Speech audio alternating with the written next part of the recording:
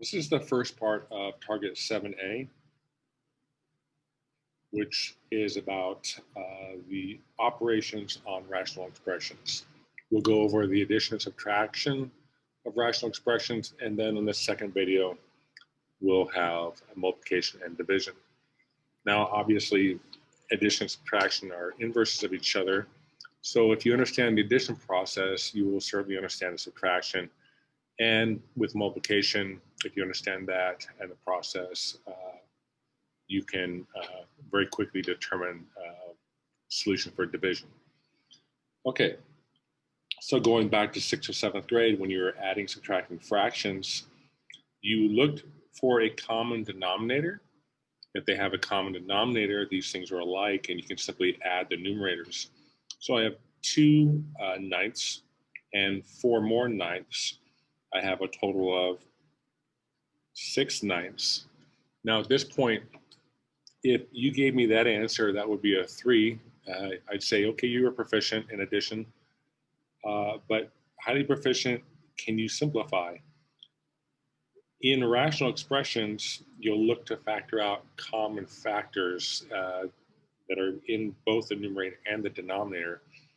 And this is no different than what we're going to do here. I see that 3 is a factor of both 6 and 9, or 6 and 9 are both multiples of 3.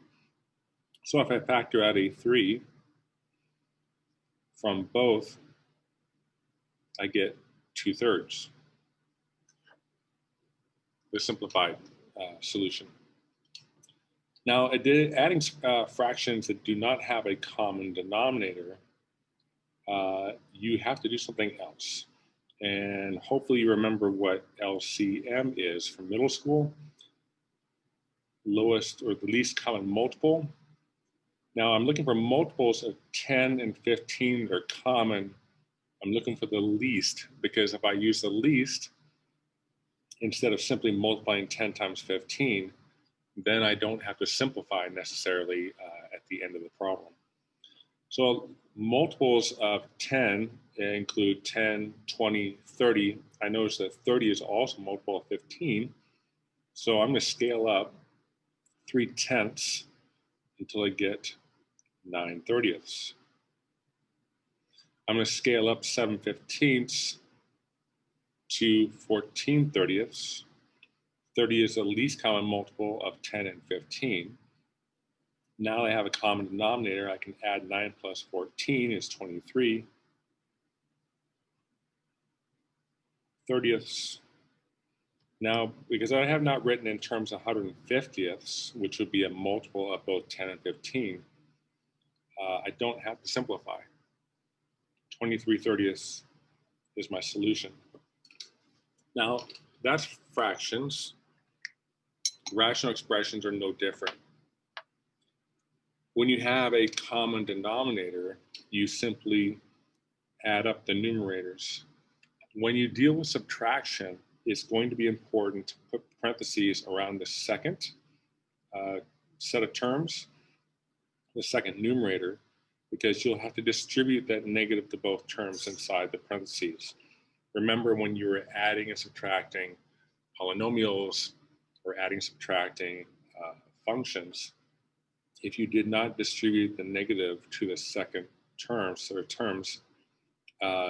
you would only be subtracting the 6x and not the 3. So be careful there. With addition, because addition is commutative, you can simply add across, and we get 4x plus 2 plus 6x plus 3 all over 5x squared.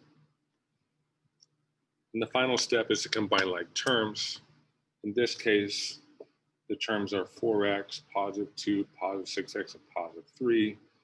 Combine the ones that are alike, and we get 10x plus 5 all over 5x squared. Now, when you're dealing with rational expressions, there may be an opportunity to simplify it further. This comes with practice, and practice comes from doing and not just simply watching. So at times, if you want to attempt a problem that's on this video, pause it, come back to it, and then you check. Don't just simply watch me do these. It's going to be best if you do them first. So with experience, I see that these terms 10x, 5, and 5x squared all have a common factor, which is 5. I can factor 5 out of the numerator,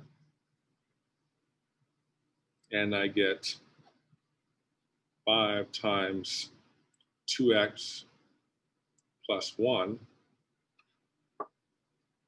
all over 5x squared. 5/5 is 1, and then my final solution is 2x plus 1 all over x squared. It can't be factored any further.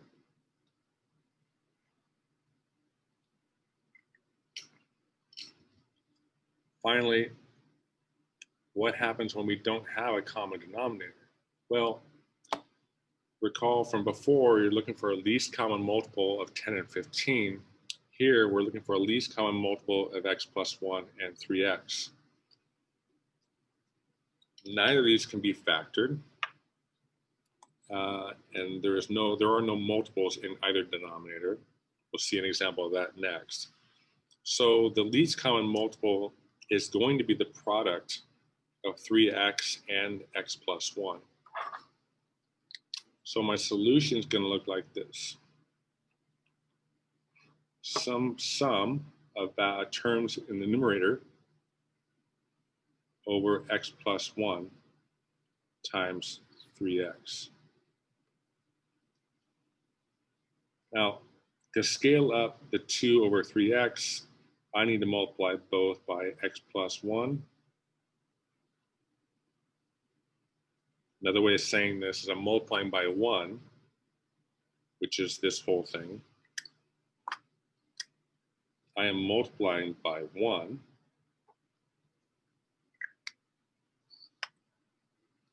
And on the other side, I'm multiplying by a 3x over 3x. So then in my numerator, I have 3x times 3, which is 9x,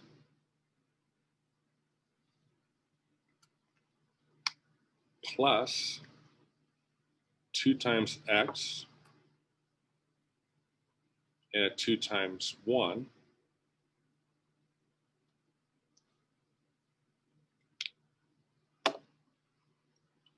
all over the numerator. Now, I can still combine like terms. 9x plus 2x equals 11x. My final solution will be 11x plus 2 all over x plus 1 times 3x. If you were to say the denominator was 3x squared plus 3x,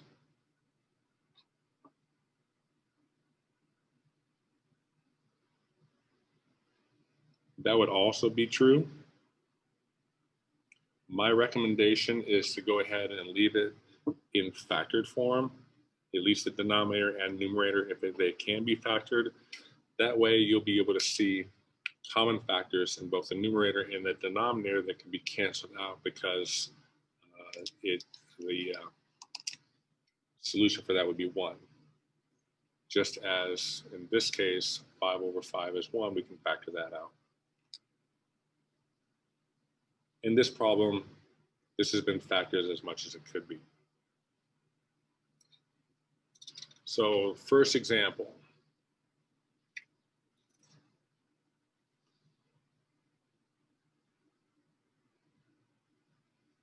Add the rational expressions and write the sum as a single rational expression.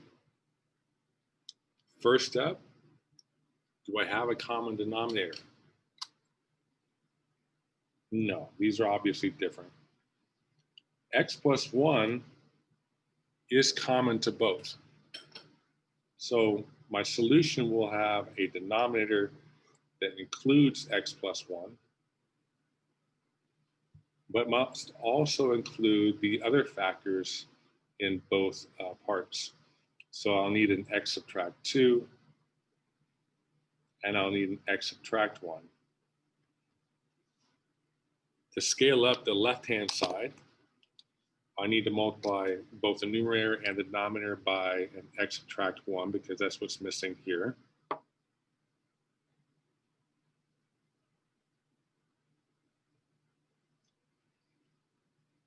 And on the right-hand side, I will need to multiply the ratio by x subtract 2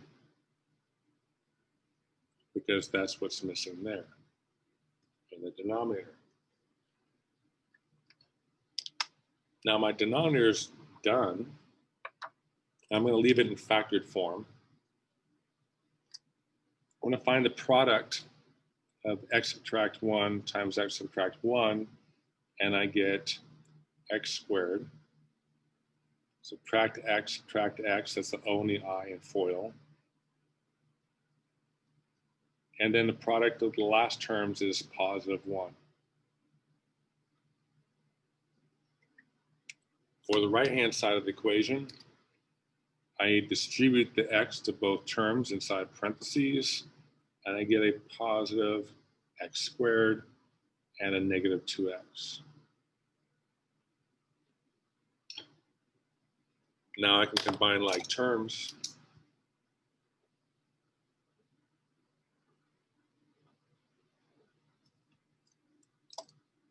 And I may have my final answer in 2x squareds, subtract 4x, plus 1, all over x plus 1 times x subtract 2 times x subtract 1. 2x squared subtract 4x plus 1 is not factorable. And so this is as far as I'm going to take this problem.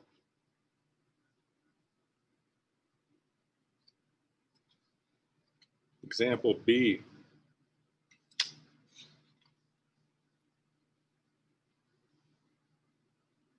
Subtraction. Now there's going to be an additional step in here. I'm going to look to try to factor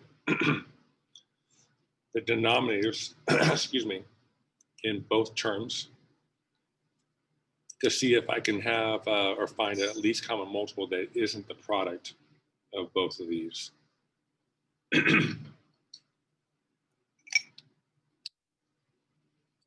Looking at this first ratio, I have x squared plus 2x. I know I can factor out an x from both those terms.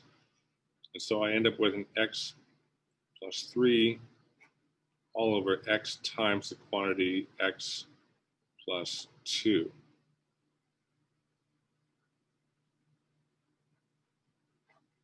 And my original ratio here is an x plus 2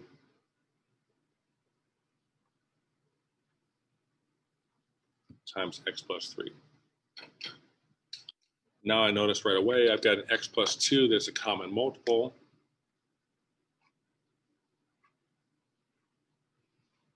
So my least common multiple, it will be x times x plus 2 times x plus 3.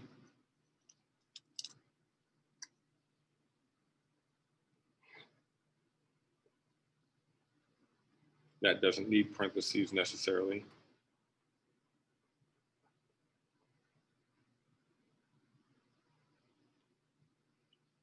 And then to scale up let's do the right side first. To scale up the right side,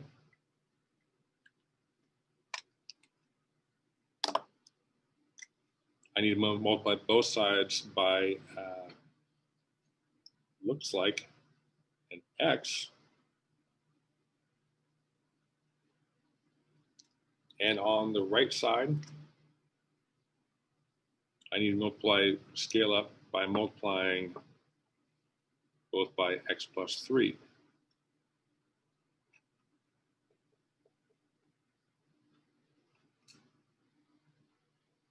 Now just confirm we have an x plus 3, x plus 3, x plus 2, x plus 2. All factors are represented. I need to do my multiplication first because that happens before subtraction. Using FOIL or area model, I have x squared plus 6x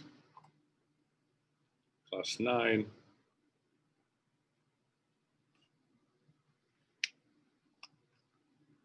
subtract an x squared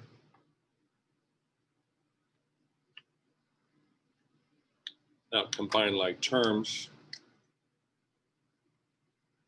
Notice that the x squared subtract x squared is 0, so I have 6x plus 9.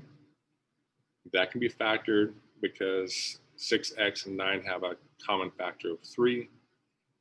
I'll factor out 3, and I'm left with a 2x plus 3 in the numerator. And in the denominator, I'm left with x times x plus 2 times x plus 3. None of these are common. They cannot be factored out, so that's the final solution.